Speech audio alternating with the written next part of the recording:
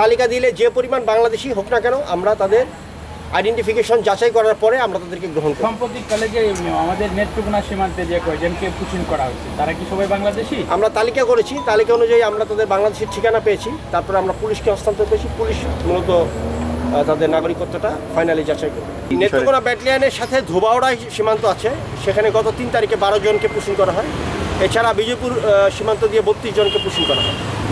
আর অন্যান্য জায়গাতে এখন পর্যন্ত তারা পুশিং করতে পারেনি। আমাদের সবাই কঠোর অবস্থানে রয়েছে। আসন্ন ঈদুল আজহাকে কেন্দ্র করে সীমান্ত দিয়ে গরু চোরাচালান এবং চামড়া পাচার রোধে বিজিবি কঠোর অবস্থানে রয়েছে।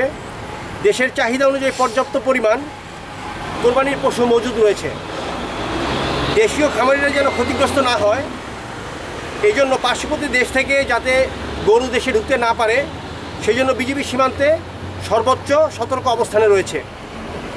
একইভাবে ঈদের পরে কুরবানির চামড়া যাতে সীমান্ত দিয়ে পাচার হয়ে যেতে না পারে, সেই জন্য বিজিবি সর্বোচ্চ সতর্ক অবস্থানে রয়েছে। এছাড়া ঈদের দীর্ঘছুটিতে দেশের জনগণ যাতে নির্বিঘ্নে ঈদ উদযাপন করতে পারে, সেজন্য বিজিবি সদস্যরা সীমান্তের নিরাপত্তা বিধান, দেশের অভ্যন্তরীণ আইনশৃঙ্খলা রক্ষা এবং ঈদ জামায়াতের নিরাপত্তা বিধানের জন্য সচেষ্ট এবং মোতায়েন রয়েছে।